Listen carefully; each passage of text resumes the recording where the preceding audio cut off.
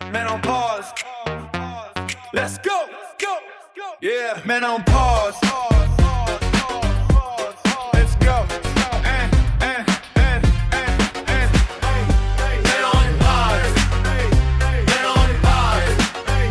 Man on pause. Man on pause. How about that rooftop? My heart is still racing. Man, D, are you afraid of heights? Because I am. I didn't used to be. I don't know what happened, but just walking up there, I mean, the ladder alone, and then watching you go up, my heart was racing. Yeah, it was pretty intense. When I was younger, roller coasters, hiking, I could look over it. What were you just doing? We were doing a photo shoot on top of a roof 25 stories up. And then we had to climb out on the roof, up a fire ladder, up another story, and walk all the way out on there, and then wait for the drone to come by. And then you decided to pick me up and shake me around and scare the shit out of me. That's what you got to do to get the shot, man. No, I think we got the shot, but my legs are still shaking. Like I said, were you ever afraid of heights? Because since I became a father, that's when I started to become afraid of heights. And I noticed that the one time when I tried to clean my own chimney, I said, I'll clean out the chimney. And I got up on that roof and I was so scared. I wound up calling people nowadays. Chimney. Yeah, I thought I was Mary Poppins. I was up there doing a chimney sweep. No. Dude, I wasn't scared of heights, but when I started, I wouldn't say when I had kids, but when I started worrying about dunking a basketball and coming down, spraining my ankle, that's when I was scared of heights. Because, I feel like I never worried about that before. But age, it hits you fast, man. It does. It comes on quick. When we were in college, we were hiking one time, and we found a hiking rope or a climbing rope. It was down the side of the mountain in the Superstition Mountains. Where were you at? In Arizona? In Arizona. And Superstitious Camelback? Oh, Superstitious. no, Superstition out in Mesa. And we saw this rope. Why do they call it Superstitious? I'm from Georgia. Superstition Mountains, because it's apparently the superstition is the lost Dutchman was out there looking for gold, and he got lost, and they never found him, and he's out there haunting the places. When you're out there walking around, you feel these warm and cold breezes, and that's him blowing, his breath on you. But y'all thought it would be fun to hike up there. Oh yeah, we would go out there all the time. Any black people? No. Oh yeah. No, this was in the 90s. Arizona. No, Jason Kidd. Jason Kidd, the only black person in Arizona. Yeah. So yeah, we found this rope hanging off the side of the mountain. Don't know how long it was there, and we were like, hell yeah. We went and bought harnesses at REI. And we with no training, no rope, but you bought the harness. Oh, you saw the rope. So we had the rope. We took the rope with us. Yeah, it was how long it was sitting out there. We don't know. We went and got harnesses at REI, and then we took this rope and we tied off, and we went down. We went down the mountains and all over Arizona. And we told one of the guys in our class, he was a ex-SEAL, and he was on the GI Fund or whatever, doing his second part of life. He had retired out of the SEALs teams. And he said, guys, you're out of your mind. Let me check this rope for you guys. You found it out in the desert. It could be dry rotted. Well, lo and behold, he found it. It was dry rotted. It had burn marks on it from people smoking stuff around it. Who knows what they were smoking? So he's like, guys, you're going to die. So we went and bought real ropes, and we went and rappelled plenty of times. Now, you will not catch me on the side of a mountain. You will not catch me on the side of a building. Nope. And I've been asked to do it for charity, to go down the side of a mountain, actually one of these hotels. And I said, no, thank you. I'll donate. Well, they do that at the Hall of Fame. They have the rappel for the foundation. Oh, that's what it was. It was over there. It was at the Hall of Fame. Yep. So I'm like, okay, that's really not my thing. I get enough excitement just driving down 85 and not getting pulled over, Or blowing a tire or hitting something. Blowing a tire and hitting something, or totaling an SUV, going through a tunnel. I don't know. I have enough stuff to worry about. No, I hear you. I don't need to go find that excitement, but I don't know. Like I said, I'm glad I accomplished it. We went up there once. It was terrible, initially. But the second time we went up, I did feel a little bit better. So maybe we have that feeling because we're out of our normal routine of doing stuff like we did when we were younger. And maybe if we did things like we did when we were younger, no matter what our age is, within moderation, we could kind of slow that process down, because it's been a while since I've been, I don't know if I've ever been that high. With another man in my arms. Yeah. Never again. Never again. But anyways, Dave, last week when we were in here, yes, we were talking about them GLPs, Yes, GLP-1. And we were talking about how I lost 90 pounds. You lost a whole human. I lost a whole human. So we'll back up a little bit. We'll backtrack. So I was about 150 or 250 pounds. Okay. And I've lost 90 pounds. So I'm 160 now. I weighed in this morning. I'm 160. How that happened was 2 years ago, I discovered what they call GLP-1, Ozempic, Zepbound, and now they have a new one called retatrutide that's coming out. I went to the doctor, begged him for it. How did you find this out, first of all? Like how did that come about? One of my buddies who was heavy started taking it, and he lost a significant amount of weight. Okay. And he had What year was this? turned me on to it. 23, the end of 23, Okay. 24, so 2 years ago. Just about 2 years ago. So I went to the doctor the first time, and I said, hey, I'd like to be on one of these GLP-1s. And I didn't know what they were. I was just asking for them. I wanted to lose weight, Yeah. I couldn't breathe. Did you try before, like to lose weight on your own? I did. I had a trainer. I boxed. I tried to eat. And it But just really didn't- try. Like, Yes, I mean, like no, you were I really did. dedicated, yo. I lost. I got down to 199 one time, but Okay. it was a lot of work. And then as soon as I stopped, right back up. I'm a chef. I walk into the kitchen, straight that to the food. pastry station, and I'm eating all that food. And then you're tasting everything is butter and salt in a restaurant. Don't get me wrong. When you go to a restaurant and you think you're eating something healthy, like a Caesar salad, that Caesar salad is probably 2,500 calories. That's why it tastes so well. Exactly. That's as much as you're supposed to eat In the a dressing? whole day. That's what gets you the dressing, the oil in the dressing and the eggs. That's what gets you. It's super heavy. But back to the GLP-1. So I went to the doctor. I said, Doc, I want to get on this. And at that time, it was a little bit taboo. And they said, no, you're not going to do it. So I went home.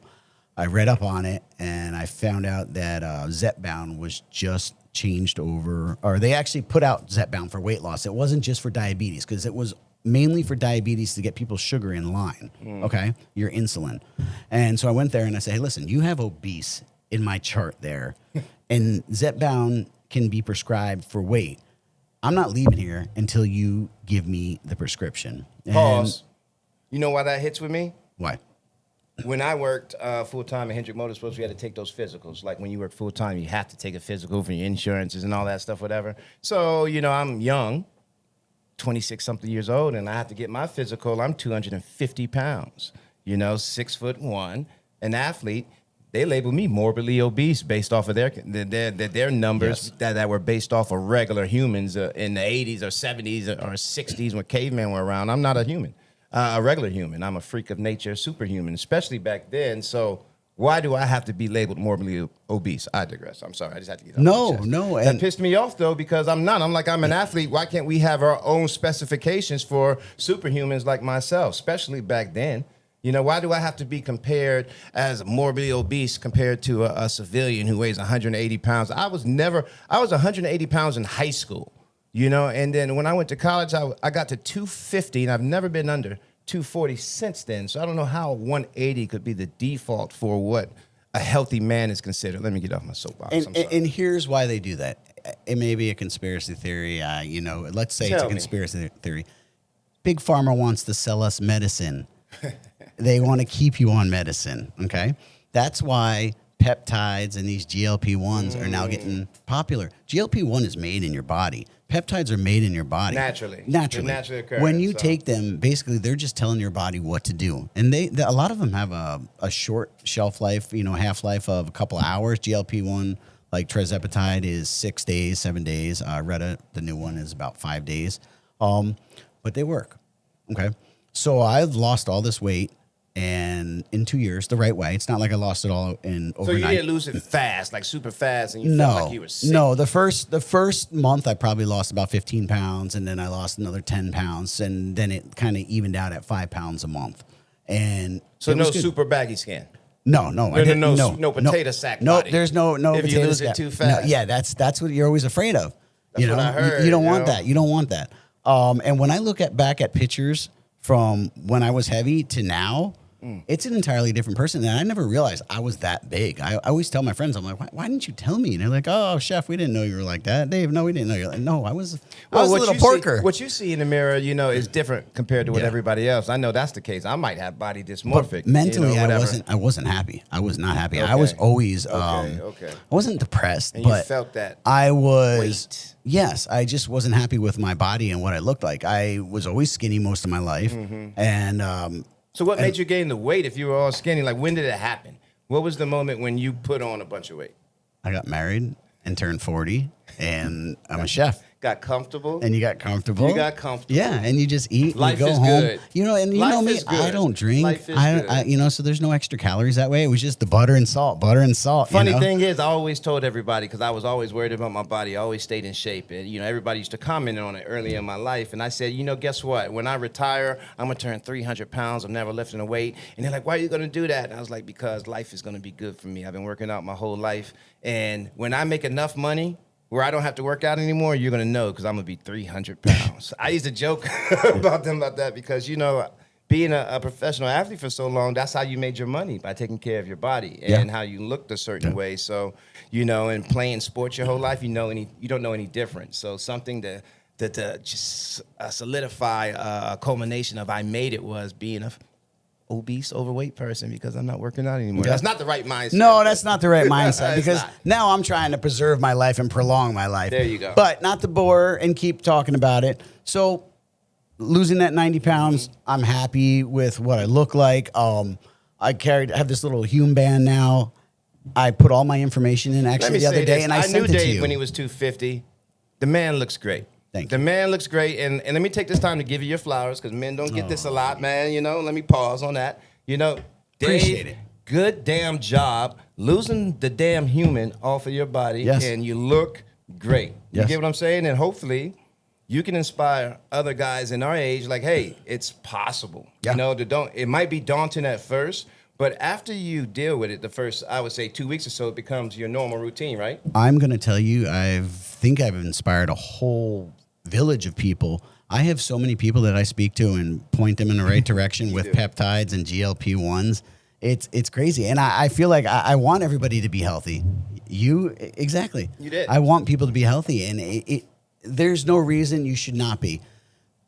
It's not, if you figure it out the right way and talk to the right people, it's not expensive. It's not. Okay, So. and I did that for you, Dave, because I asked you that question. You knew me prior when I was playing, and now that I'm 45, I feel like compared to other 45-year-olds, I'm pretty good. Yes. But for my own standard, I do feel like I've lost a step. I do feel like it's harder to get motivated in the gym, compared to where it was. I used to be excited about it, and I asked you about that, and I was like, hey, Dave, what can I do to help out with that? Yeah. And what did you say to me?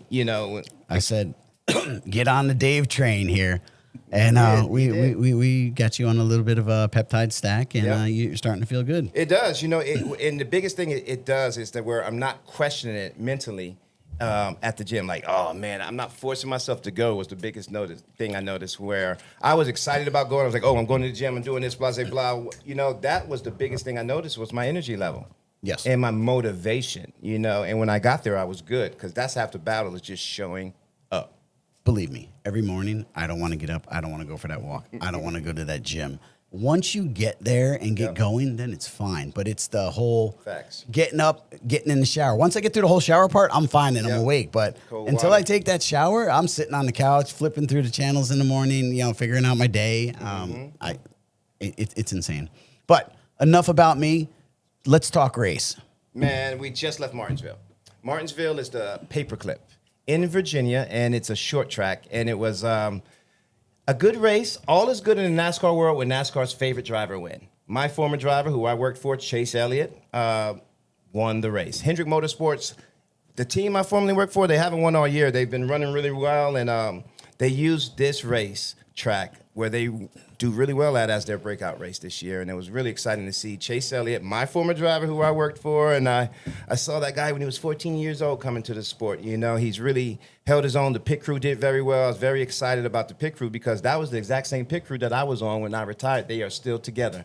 Minus one piece or so, but it was good to see the old men, the veterans. I call them old men, but the veterans of that pit crew finally win. They've never won a race this early in the season.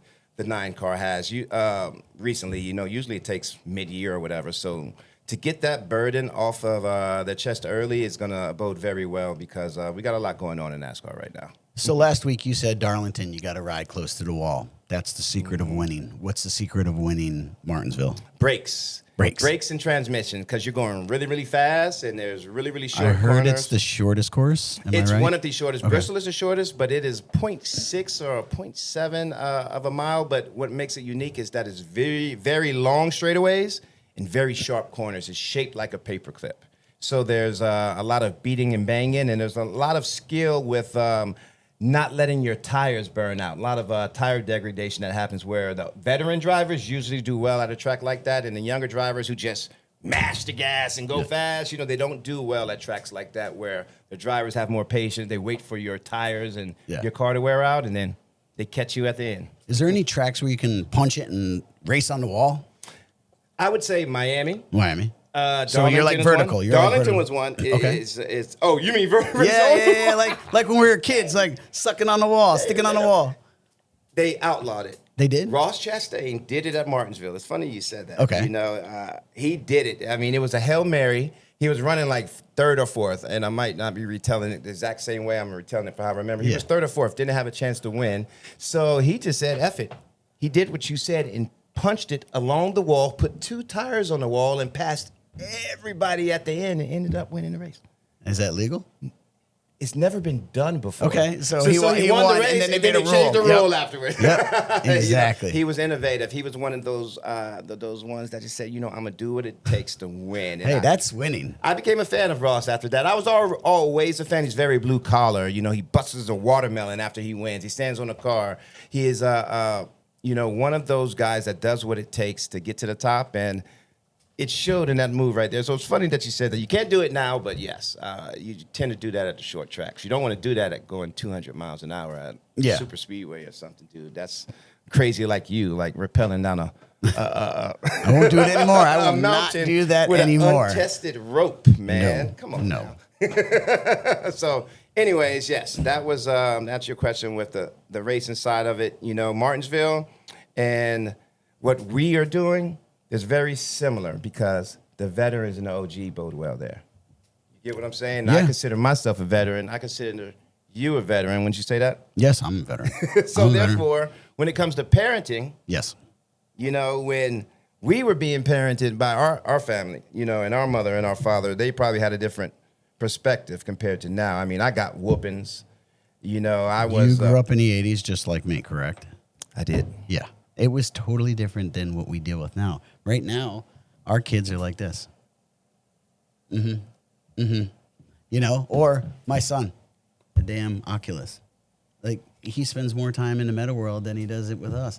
And I mean, maybe that's the way they're growing up now, and we don't understand that.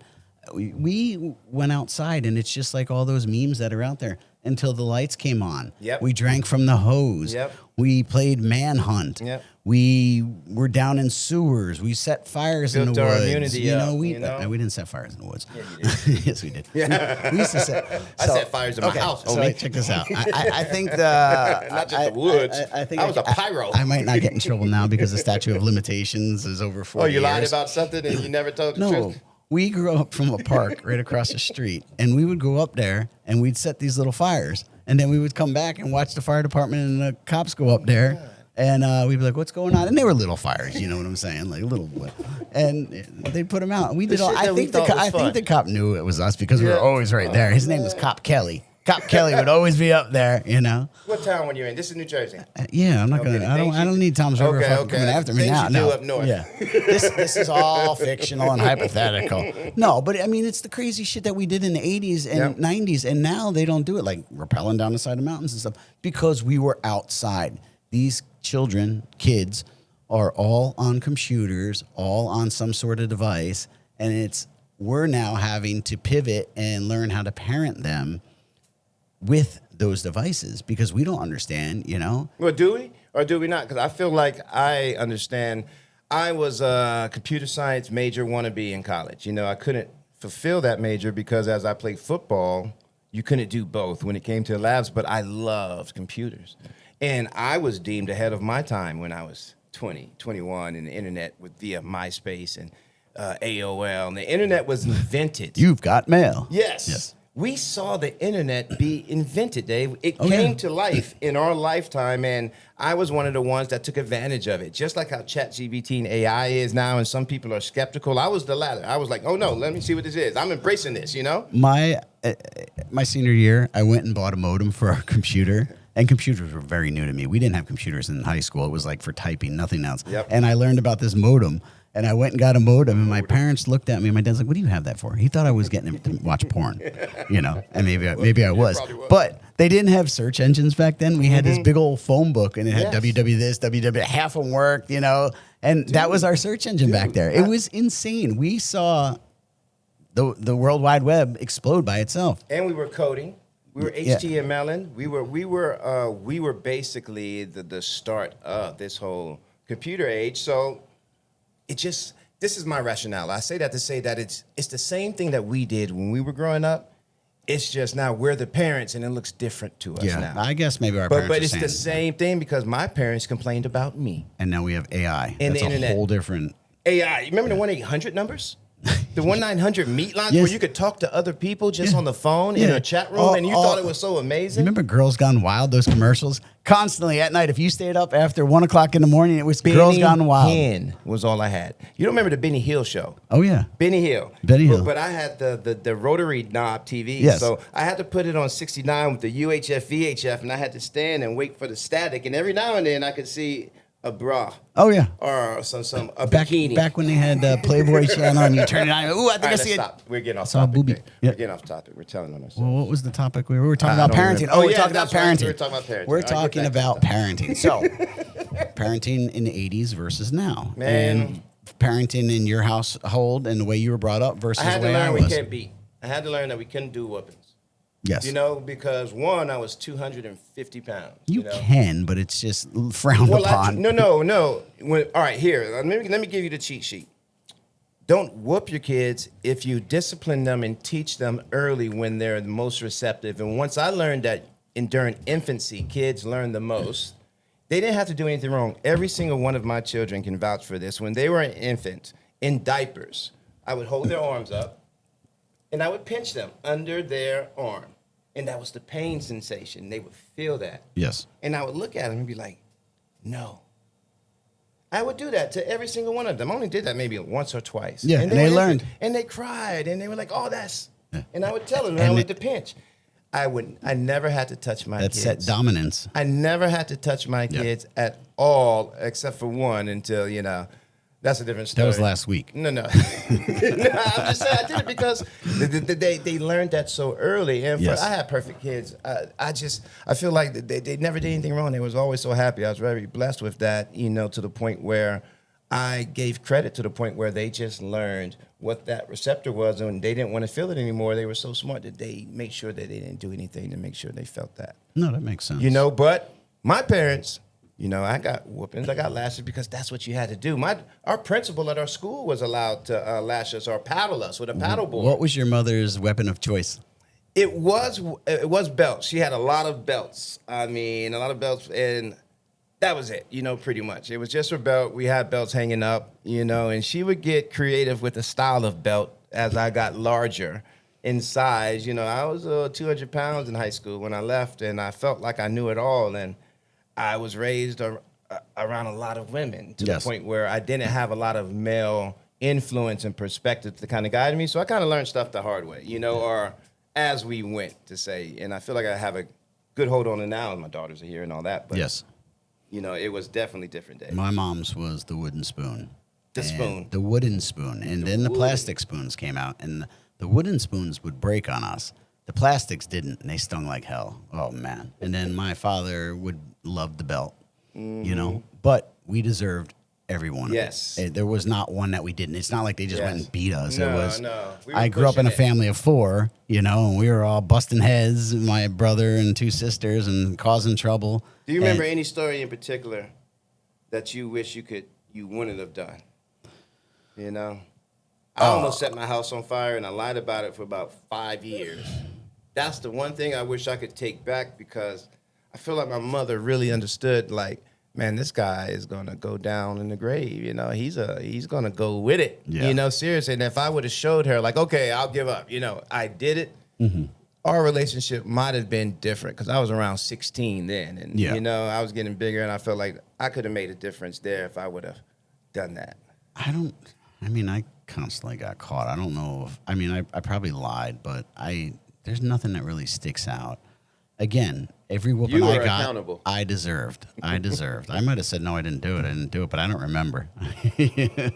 You were very accountable. You Yeah. know, and I felt like you were mature out of all your No. friends. Oh, no. I was the worst one. I was the smallest one, and thought I was the toughest one. I had the biggest mouth on me.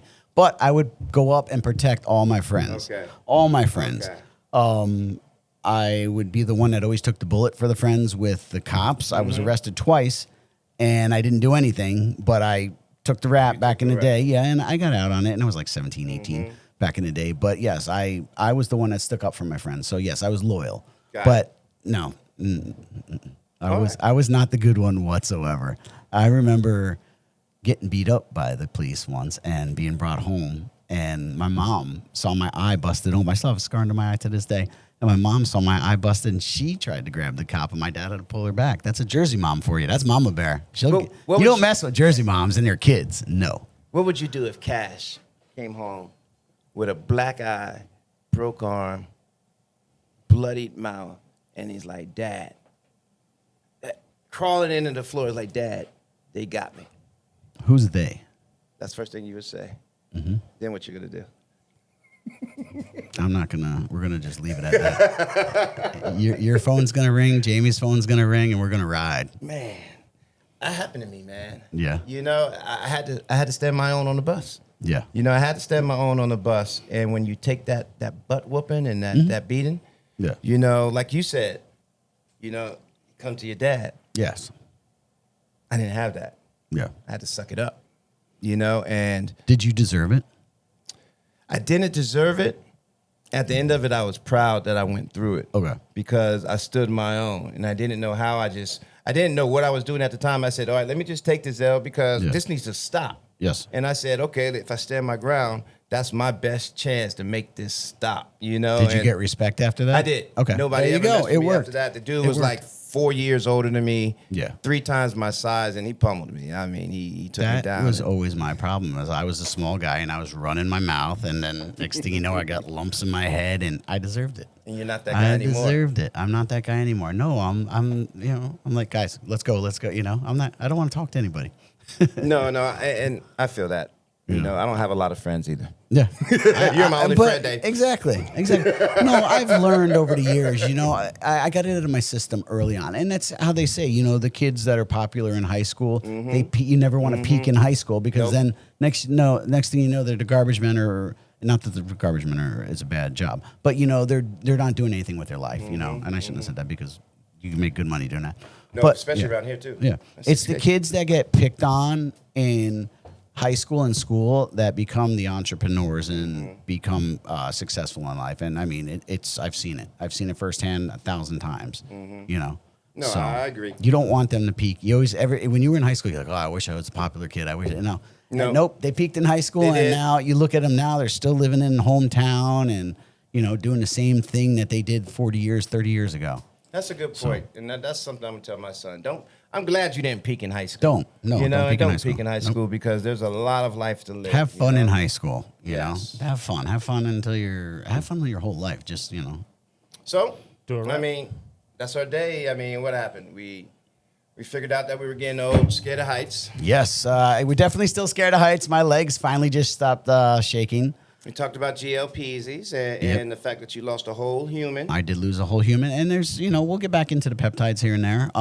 There's a whole plethora of Seems like peptides it's that we getting can talk popular to. now too, as well. Yes. You know, it started with the GLPs, but there's Yes. so much more out there. Yes, and we'll eventually set up a link where I'm buying this from, and then people can purchase them from there. The link where we're getting them from. I'm curious to see, and maybe we can talk about this next week, but, you know, my daughter hit me up about some peptides, and Okay. she's only 19, you know, she's 20 years old now, but, you know, maybe you can kind of direct me. And again, I'm not a doctor. I'm more of a witch doctor. Let's say that. I'm not a scientist. I just know what worked for me. You know, Yes. and I'm sure we'll post up a before and after picture of where we're at. And Well, this is only my first week of starting. Well, this is a week and a half, Dave. Can you notice the difference? I mean, how does my oh, you shirt look fit, like a sexy bitch. Okay, there you go. Look at that, all swole. Yeah. Yep. All right, bro. Let's hit it up next week then. Yep. All right, Yeah. Man, appreciate you. Yep. Man on pause. Let's go. Yeah, man on pause. Let's go. Yeah.